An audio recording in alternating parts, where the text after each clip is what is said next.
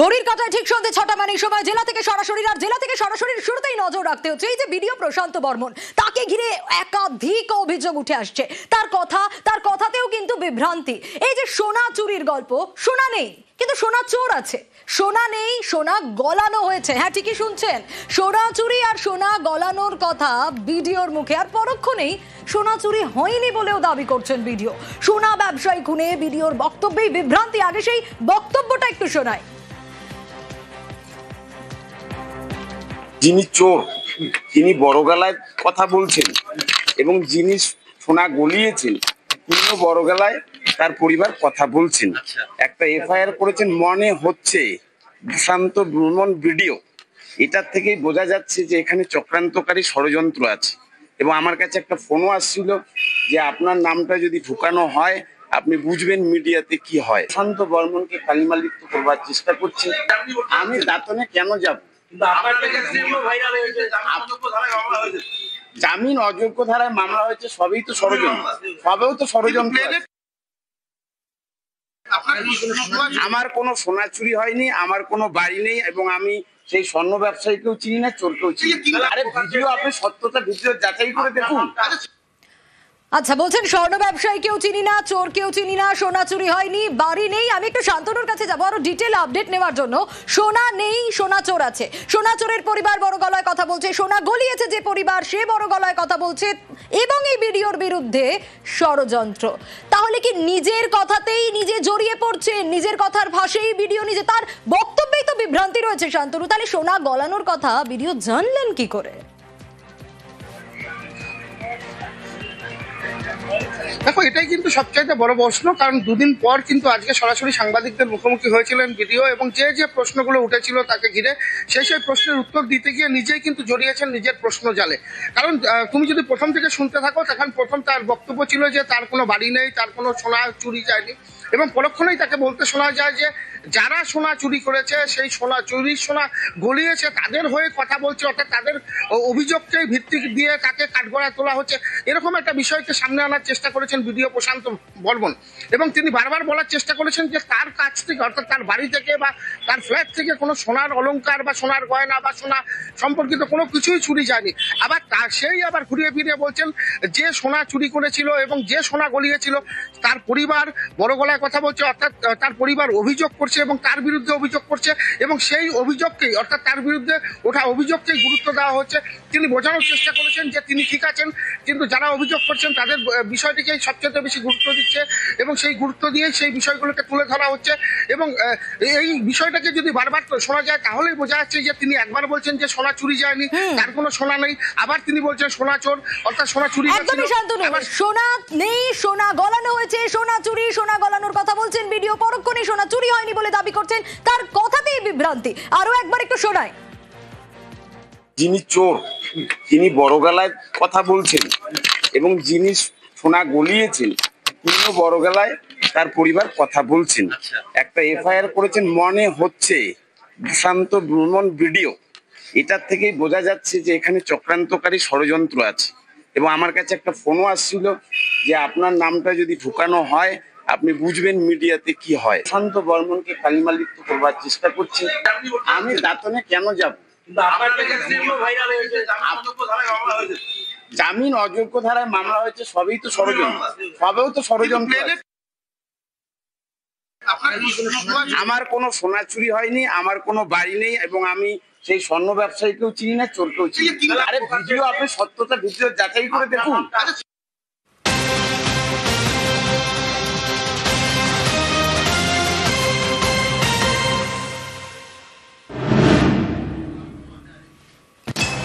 আর এখানেই শেষ নয়, এই প্রশান্ত বর্মনের বিরুদ্ধে খুনের অভিযোগ রয়েছে, কিন্তু এই ভিডিও একেবারে দাবাং মুডে।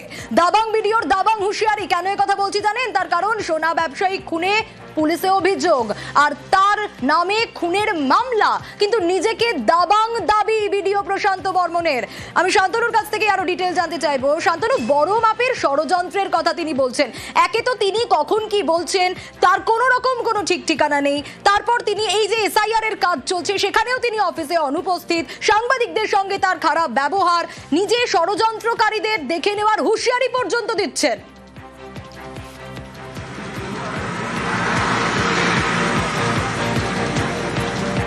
বিশ্বাসী অর্থাৎ দাবাং ইমেজে সেই ইমেজটাকে ফিরিয়ে আনার চেষ্টা করেছিলেন আজকে। এবং শুরু থেকে আমরা দেখেছিলাম রীতিমতন তিনি একেবারে আক্রমণাত্মক হয়েছিলেন। সাংবাদিকরা যখন তাকে প্রশ্ন করা হয় শুরুতেই তিনি বলেছিলেন তিনি কিন্তু দাবাং, অর্থাৎ তার এই দাবাং ইমেজ ভাঙারই একটা চক্রান্ত চলছে, পরিকল্পিতভাবে এই চক্রান্ত চালানো হচ্ছে এবং এই পরিকল্পনার পেছনে অনেকেই যুক্ত রয়েছে। সেদিক থেকে তিনি কিন্তু নাম না করলেও পরে একাধিক মাধ্যমকেই কিন্তু ইঙ্গিত করার চেষ্টা করেছেন এবং তিনি বলেছেন যে তিনি যেভাবে কাজ করতেন এবং কাজ করতে অভ্যস্ত, সেই কারণে মিডিয়া একদিন তাকে দাবাং হিসাবে খ্যাত করেছিলেন এবং বিভিন্ন সময় তাকে দাবাং বলা হয়েছে বিভিন্ন মিডিয়াতে। একেবারে, এবং এখনো তিনি নিজেকে দাবাংই বলছেন শান্তনু। এটা হচ্ছে একটা বড় মাপের ষড়যন্ত্র চলছে, কিভাবে দাবাং থেকে মাটিতে শোয়ানো যায় সেটাই একটা চক্রান্তকারীরা চক্রান্ত করে যাচ্ছে। চক্রান্তকারীদের চক্রান্ত থাকবে না, দাবাং দাবাংই থাকবে। রাজনৈতিক নাকি চক্রান্তকারীদের আমি খবর পেয়েছি, আমিও দেখে নেব। আচ্ছা, এই যে দত্তাবাদের স্বর্ণ ব্যবসায়ী খুনে একের পর এক চাঞ্চল্যকর তথ্য উঠে আসছে। প্রশান্ত বর্মন ভিডিও, তিনি কি বলছেন? তিনি বলছেন যে না, তিনি জানেন না এসব বিষয়, কিন্তু অপহরণ খুনের সময় তিনি কোথায় ছিলেন? কলকাতাতেই ছিলেন ভিডিও। পুলিশের হাতে ভিডিওর কলকাতা যাত্রার তথ্য রয়েছে। ঠিক কি কি তথ্য রয়েছে আরো বিস্তারিত এই বিষয়ে জানাতে পারবে অনুপ রয়েছে আমার সঙ্গে। অনুপ, দত্তাবাদের স্বর্ণ ব্যবসায়ী খুনের ঘটনায় একের পর এক কথা বলছেন প্রশান্ত বর্মন, তিনি কিছুই জানেন না, ষড়যন্ত্র হচ্ছে। কিন্তু এই যে টাইমিংটা, এই অপহরণ খুন, এই সময় তো কলকাতাতেই ভিডিও ছিলেন, এমনটাই তথ্য উঠে আসছে। একেবারে দত্তাবাদের স্বর্ণ ব্যবসায়ী সেই খুনের ঘটনায় যে টাইমিং এর কথা বলা হচ্ছে, সেক্ষেত্রে কিন্তু একেবারে কলকাতায় ছিলেন ভিডিও একেবারে প্রশান্ত বর্মন। এই তথ্যই কিন্তু ইতিমধ্যে উঠে আসছেও তথ্য নয়, তথ্যর পাশাপাশি একাধিক ফুটেজ উঠে আসছে। প্রথম 7 ঘন্টা যে ফুটেজ গুরুত্বপূর্ণ বলে মনে করেছিল, পরবর্তী ক্ষেত্রে এয়ারপোর্টের ফুটেজ, যেটা কিন্তু আরো গুরুত্বপূর্ণ।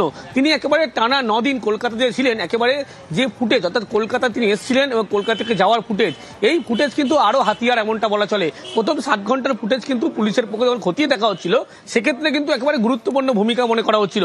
কিন্তু তিনি দাবি করেছিলেন গতকাল নিউজ 18 বাংলায় যে এর মধ্যে তিনি একেবারে কলকাতায় আসেননি। কিন্তু দেখা যাচ্ছে যে তিনি কলকাতায় যে এসেছেন গত 20 তারিখে, অক্টোবর মাসে 20 তারিখে কলকাতায় এসেছিলেন, 29 তারিখে আবার ফিরে গেছিলেন। এই গোটা তথ্য যে পুলিশের হাতে ইন্ডিগোর ফ্লাইটে করে এসেছিলেন, সিট নাম্বার কত ছিল, প্রত্যেকটি বিষয় কিন্তু ইতিমধ্যে তদন্তকারী আধিকারিক তারা ইতিমধ্যেই সংগ্রহ করেছে। এরপর অথরিটির কাছে মেল করা হয়েছিল পুলিশের পক্ষ থেকে গোটা ফুটেজ সংগ্রহ করার জন্য, এবং গতকালই বিধাননগর দক্ষিণ থানার পুলিশ তারা কিন্তু সেখানে যায় এবং সেখান থেকেই এই ফুটেজ যেমন সংগ্রহ করেছে। ভিডিও 9 দিন টানা কলকাতা ছিল, যখন অপহরণের ঘটনা ঘটে, খুনের ঘটনা ঘটে, এই প্রত্যেকটি বিষয় কিন্তু একেবারে ভিডিওর যে গতিবিধি, সেই গতিবিধি কিন্তু একেবারে কলকাতায় ছিল। যদি তিনি গতকালকে নিউজ 18 বাংলায় গোটা ঘটনা অস্বীকার করেছেন, তিনি যে একেবারে কলকাতায় ছিলেন না এমনটা দাবি করেছিলেন, কিন্তু সিসি ক্যামেরার যে ফুটেজ, সেই ফুটেজ অন্য কথা বলছে। এবং এয়ারপোর্টের যে টিকিট বুকিং ছিল ইন্ডিগোর ফ্লাইটে, সেক্ষেত্রে কিন্তু দেখা যাচ্ছে প্যাসেঞ্জার লিস্ট, সেই প্যাসেঞ্জার লিস্টে ভিডিওর নাম রয়েছে এবং তিনি কলকাতায় এসেছেন। সেই ফুটেজ ইতিমধ্যে তদন্তকারী আধিকারিক তারা সংগ্রহ। একেবারে অনুপ, সঙ্গে থাকো।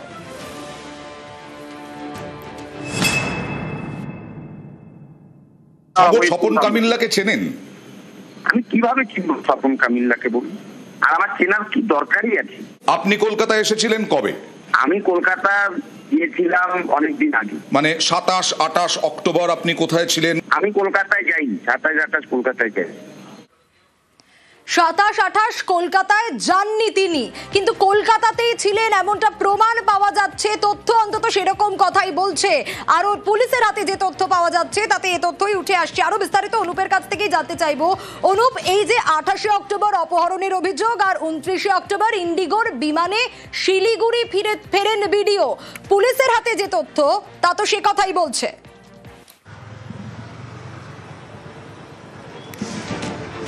পুলিশের তথ্য রয়েছে সে কথাই কিন্তু একেবারে স্পষ্ট যে হচ্ছে, এটা কিন্তু একেবারে পরিষ্কার হচ্ছে। তার কারণ 28 তারিখে যখন অপহরণ করা হয়েছিল, গোটা খুনের ঘটনা ঘটে, তখন কিন্তু বলা হয়েছিল তিনি কলকাতায় ছিলেন না। কিন্তু যে তথ্য বা যে ফুটেজ উঠে আসছে, সেখানে কিন্তু প্রত্যেক জায়গায় পরদে পরদে রহস্য এমনটা মনে করা হচ্ছে।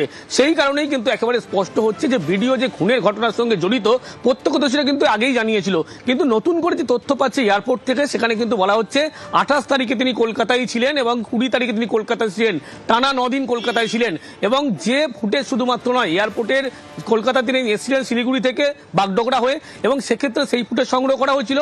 অন্যদিকে 29 তারিখ যখন ফিরে যাচ্ছেন, গোটা যখন খুনের ঘটনা, অপহরণের ঘটনা, ক্রাইম সিন, গোটা ঘটনা ঘটছে, তার পরবর্তী ক্ষেত্রে 29 তারিখে সন্ধ্যে 6টা 10 নাগাদ কিন্তু ইন্ডিগোর বিমানে তিনি উইন্ডো সিট বুক করা ছিল, সেই সিটে করে একেবারে কলকাতায় ফিরে যাচ্ছে, কলকাতা থেকে বাগডোগরা ফিরে যাচ্ছে। আর এখানেই কিন্তু একেবারে রহস্য ঘনীভূত যখন হচ্ছিল, সে সময় বিডিওর পক্ষ থেকে বারবার অস্বীকার করা হচ্ছিল। এবারে দেখা যাচ্ছে তদন্তকারী আধিকারিক যে ফুটেজ সংগ্রহ করলো, সেখানে কিন্তু একেবারে বিডিওর যে কলকাতার উপস্থিতি সেটা কিন্তু আরো জোরালো হলো। একেবারে এয়ারপোর্ট থেকে বিডিওর যাতায়াতের ফুটেজও সংগ্রহ, ফের চক্রান্তের অভিযোগ রাজগঞ্জের বিডিওর। টিকিটটা কি আপনার পাওয়া গেছে? কোথায় প্লেনের টিকিট পাওয়া গেছে, কি আছে, সবই এখন ফুটেজ সমস্ত কিছুই মিথ্যা। আমি বলে দিচ্ছি, সমস্ত কিছু মিথ্যা, ষড়যন্ত্র। এখন বর্তমান যুগে কার ছবি কে কিভাবে ব্যবহার করছে, আর আমার ছবি আজকে শুধু নয়, আমার ছবি কালচিনি থেকে শুরু করে সবখানেই আছে। দত্তাবাদের স্বর্ণ ব্যবসায়ী খুনে জিজ্ঞাসাবাদ, বিডিওর বাড়িতে কর্মরত অশোক করকে জিজ্ঞাসাবাদ। অশোক করের বিরুদ্ধে বিডিওর বাড়িতে চুরির অভিযোগ, চুরি করায় বিডিওর বিরুদ্ধে মারধরের অভিযোগ অশোকের। গতকালই নিউজ 18 বাংলায় বিস্ফোরক অশোক কর, বিডিওর কীর্তি ফাঁস করে অভিযুক্ত অশোক কর।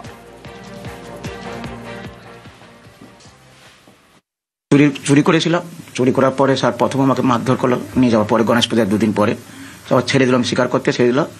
আমি কাকে দিয়েছে বললো, আমি বললাম বসন্ত স্বপন কামলিয়াকে দিয়েছি, বলতে আমাকে ছেড়ে দিল। তারপরে 28 তারিখে আবার আমাকে ডাক করলো, উনি স্বর্ণবালা এলো, আসতে দুজনকে মারধর করলো, করতে আমি স্বীকার করে গেলাম যে ওনাকে দিয়েছি, উনিও বললো আমাকে দিয়েছে, আমি কালকে মাল দিয়ে দেবো, সোনাবালা বললো। ও থাকলো, আমি চলে এলাম। গয়না ছিল মোটামুটি এটিএমে একটা, ওই চুরি ফুরি কতটা?